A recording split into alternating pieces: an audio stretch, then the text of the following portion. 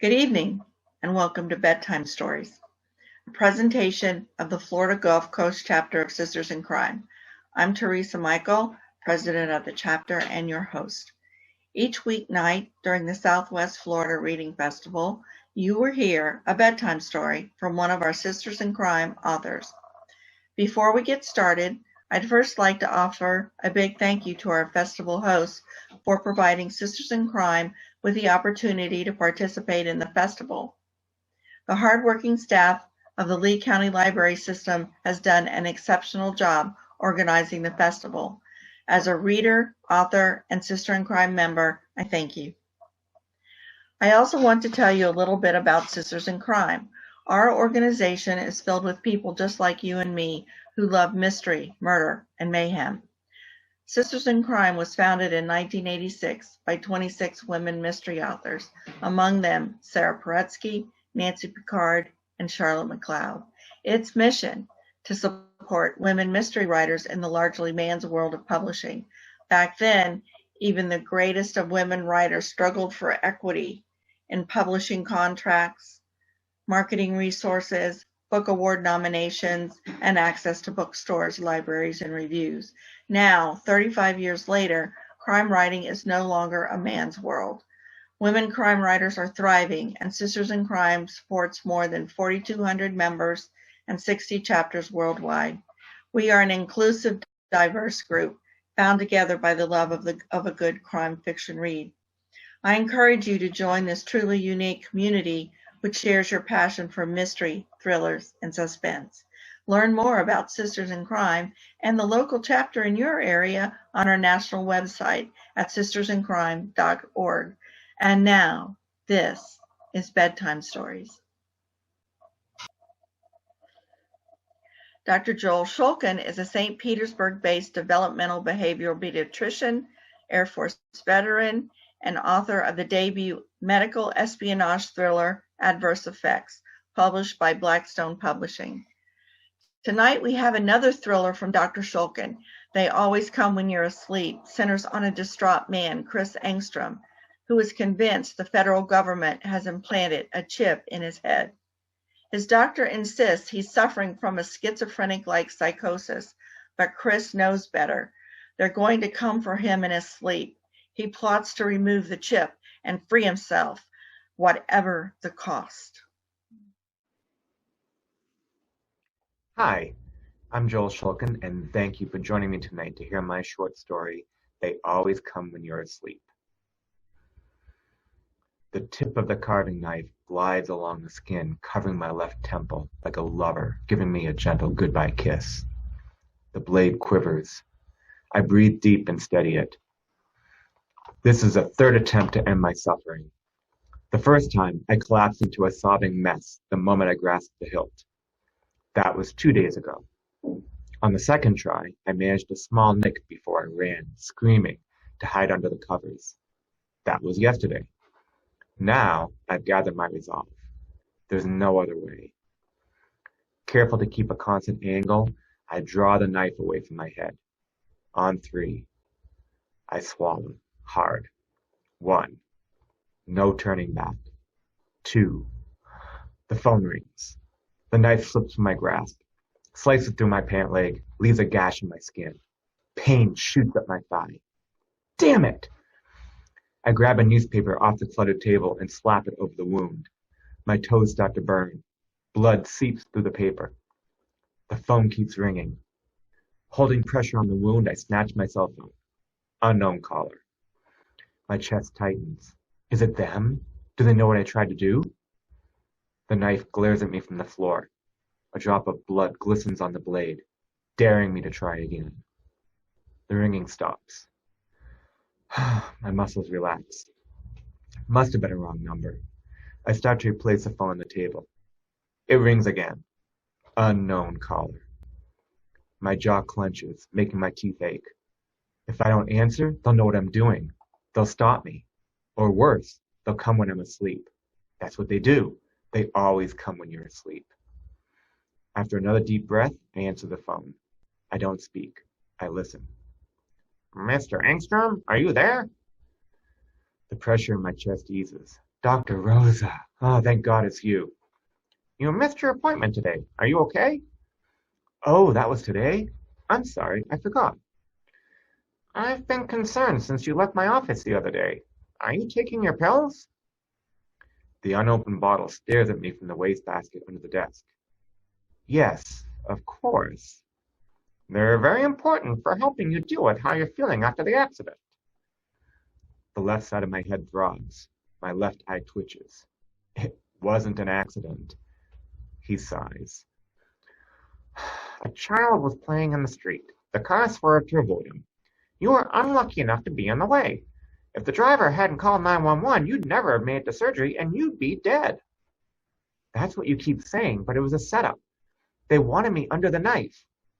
The headache spreads in all directions. Pounding, pounding, pounding. Why don't you believe me? Mr. Engstrom, I know you're afraid, but I assure you no one is. I'm not crazy. Sweat trails down my forehead. My heart is about to burst out of my chest. Please, calm down. I'm only trying to help. Then why won't you listen?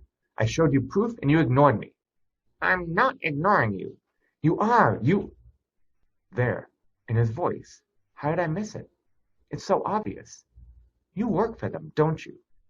Excuse me? That's why you won't listen. You're toying with me, keeping me on the line. Why? So you can watch me? Collect data? You should come see me.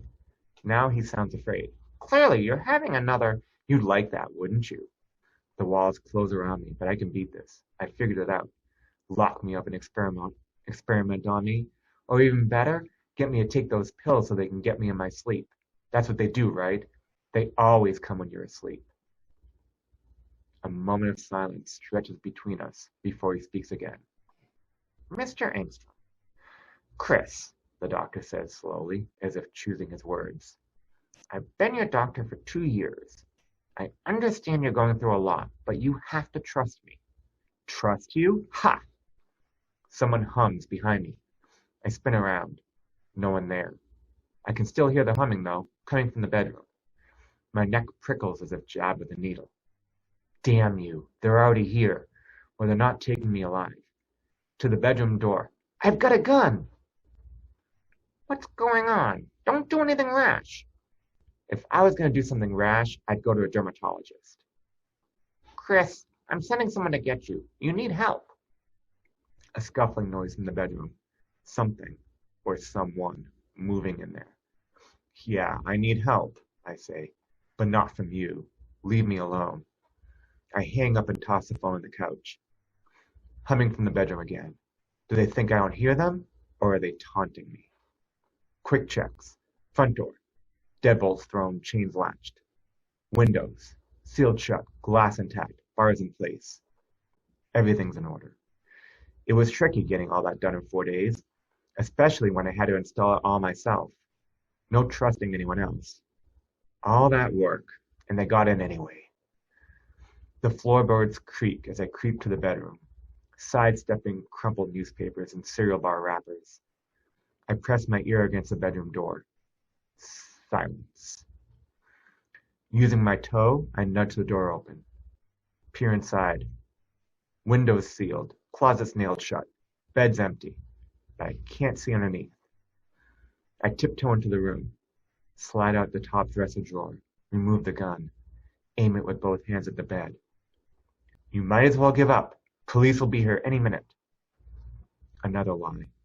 Even if I called, it wouldn't be the police who would come. I've got a gun aimed at your head. The only response is my pounding heartbeat. I wait 3 more seconds. I hear someone breathing. My finger wraps around the trigger. I listen again. Oh, it's just me. I ease up on the trigger. The humming starts again, coming from under the bed. My nerves jolt awake. Left side of my head throbs. It's time to end this. I bend down next to the bed. Lift the comforter. Something leaps out at me. I fall on my back. The gun thuds onto the floor. My assailant skitters over my face and disappears into a hole in the baseboard. The humming intensifies. My chest tightens, hard to breathe. I claw at my pocket, find a box of Camels. Dr. Rosa told me to quit smoking, said it would cause lung cancer. I pull out a cigarette. If I live long enough to get cancer, it's a win. My hand trembles. It takes 3 attempts to place a cigarette between my lips. Where's my matchbox? I check my pockets. Empty. Crap. Used the last one yesterday. My body starts to shake. In this state, I can't live without a cigarette. The gun lies 2 feet away. I snatch it off the ground, twist it around, and face into the barrel. This is the only way. I chomp down on the cigarette, draw the gun closer, close my eyes, squeeze the trigger. Click. An amber glow ignites the cigarette tip. I drag on the filter. The glow fills my body. My pulse slows. Hands stop shaking. Head stops pounding. I can breathe again. I extinguish the letter and stick it in my pocket. All too soon, the tobacco is gone. I snuff the butt on the ground, stagger back into the living room, shut the bedroom door. When did I last sleep? 3 days ago? 4? It won't be tonight. I don't dare. If I sleep, that's when they'll come for me. It started 6 days ago, 1 week after the accident. I just returned home after seeing Dr. Rosa for a post-operative follow-up. He'd assured me everything looked fine. I might have a little headache, but that would go away. I was lucky to be alive. Right after I locked the door, my phone rang. Hi, doctor, I said. You didn't need to check on me. I'm safe at home. This isn't the doctor, a gruff voice said, and you're not safe. What? I checked the caller ID. Unknown caller. Who is this? Don't play games, Mr. Angstrom. You're out of time.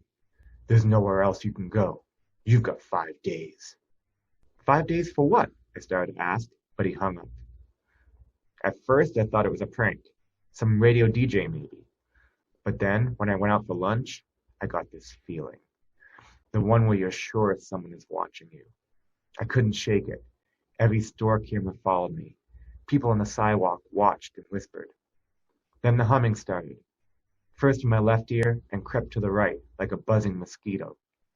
At the same time, my temple throbbed like I'd gone 2 rounds with a heavyweight champ. It went away, only to come back an hour later. And every hour after that. All night. I called Dr. Rosa the next day. He didn't think it was serious, but ordered an MRI.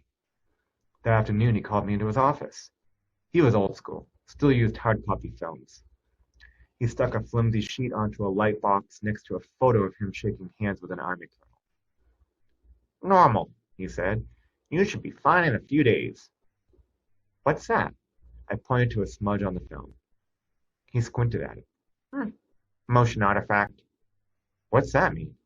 You moved your head. It blurred a little. It's nothing. Nothing. I pointed at the one shape I recognized. So what's that? He smirked. That's your left ear.